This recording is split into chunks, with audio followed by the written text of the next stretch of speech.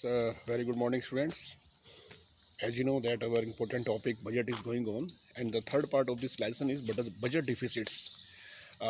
Budget deficits is a situation in a country when the budget expenditure of the government is more than the budget receipts. अर्थात किसी देश में जब सरकार के खर्चे ज़्यादा हो जाते हैं और सरकार की आय कम हो जाती है तो इस सिचुएशन को हम बजट डिफिसिट्स कहते हैं. It means that budget deficit is equal to total expenditure minus total revenue. अर्थात सरकार की जो टोटल एक्सपेंडिचर है वो ज़्यादा है आय से. तो इस सिचुएशन को हम कहते हैं बच्चों budget deficits. It's a very critical situation in a country, but due to democratic country government has many liabilities. Government has many type of social work for the welfare of the society. So for growth and development of a country, government always want to be develop some infrastructure in a country, like social infrastructure or physical infrastructure. For this reason, the deficits, budget deficit is increasing day by day. The main thing is that government cannot increase the taxes so much due to a democratic country, but the expenditure are expanding rapidly day by day.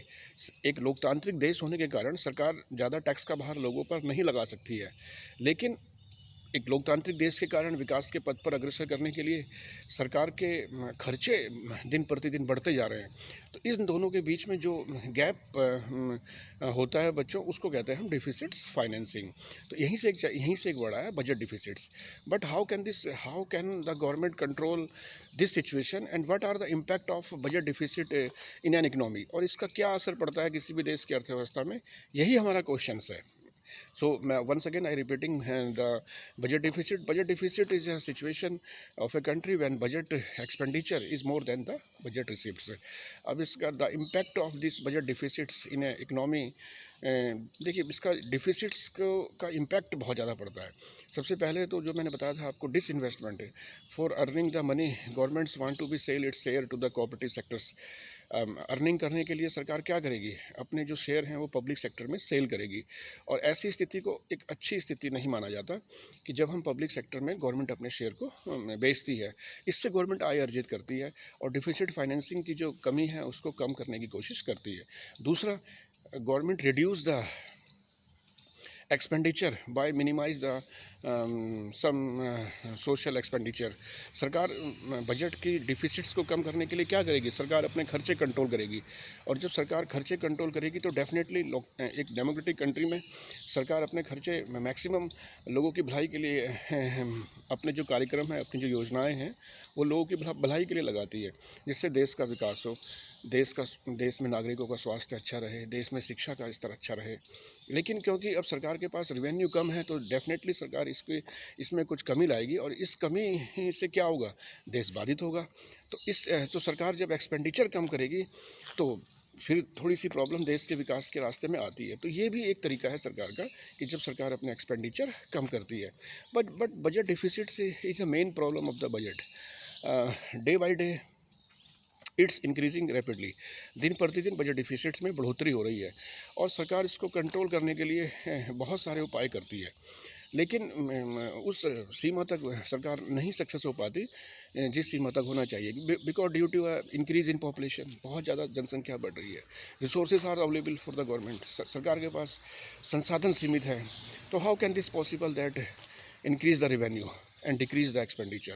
This is the main question, main objective in front of the government. सरकार के सामने यही सबसे बड़ा उद्देश्य होता है, how can we control this situation? Because without controlling this situation, deficits cannot decrease.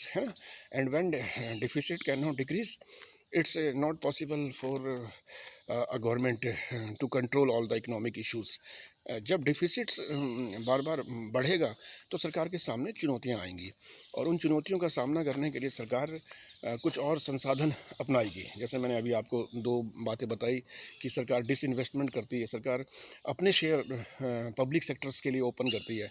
और ये स्थिति इकोनॉमिक्स में एक अच्छी स्थिति नहीं होती, क्योंकि सरकार ने अपने जो अधिकार थे वो पब्लिक सेक्टर के लोगों को दिए. वो कहीं ना कहीं उनका जो उद्देश्य होगा वो देश का लाभ करना तो कम होगा, बल्कि स्वयं का ज़्यादा आर्थिक हित होंगे. तो ये स्थिति एक लोकतांत्रिक देश के लिए बच्चों अच्छी नहीं होती। तो इसीलिए देखो इसको कहा गया डिसइन्वेस्टमेंट, मतलब इन्वेस्टमेंट का जो अपोजिट हो जाता है। तो लेकिन सरकार के सामने चुनौतियाँ होती हैं। सरकार अपनी अर्निंग को कैसे बढ़ाए? टैक्स सरकार बढ़ा नहीं सकती है, क्योंकि एक लोकतांत्रिक देश है। अगर सरकार ने टैक्स बढ़ाए तो इसका वित्तीय भार लोगों पर ज़्यादा पड़ेगा और इन्फ्लेशन की स्थिति आ जाएगी, वो भी स्थिति अच्छी नहीं है। सरकार कोई इस तरह के टैक्स नहीं लगा सकती जो सरकार जो सार्वजनिक जगह हैं उन पर सरकार कोई टैक्स नहीं लगा सकती। जैसे बहुत बड़े बड़े स्कूल हैं सरकार के, हॉस्पिटल्स हैं, सरकार उनसे आय अर्जित नहीं कर सकती। वो एक सोशल वेलफेयर के लिए स्कूल या हॉस्पिटल्स या और भी बहुत सारी संस्थाएं हैं। तो एक डेमोक्रेटिक कंट्री में गवर्नमेंट के सामने एक बहुत बड़ी चुनौती होती है कि डिफिसिट फाइनेंसिंग को हम कैसे कम करें। मतलब when total expenditure is more than the total receipts, या budget expenditure is more than the budget receipt, दोनों ही बात एक ही है। अगर आप बजट एक्सपेंडिचर कहें या टोटल एक्सपेंडिचर कहें या बजट रिसिप्ट कहें या टोटल रिसिप्ट कहें, एक ही बात है। तो ये जो गैप है बीच का, देखिए डिफिसिट्स का मतलब अगर आप हिंदी में देखें तो इसका मतलब होता है घाटा। तो घाटे की अर्थव्यवस्था कभी भी किसी भी देश के लिए अच्छी सिचुएशन नहीं होती। इसके और अलग अलग पहलू के बारे में हम आने वाले समय में आपसे चर्चा करेंगे। Have a good day. आप पढ़ाई करें, आप अपना कंसंट्रेशन बढ़ाएं, पढ़ाई करें, सुबह योगा करें। Have a good day. Thank you very much.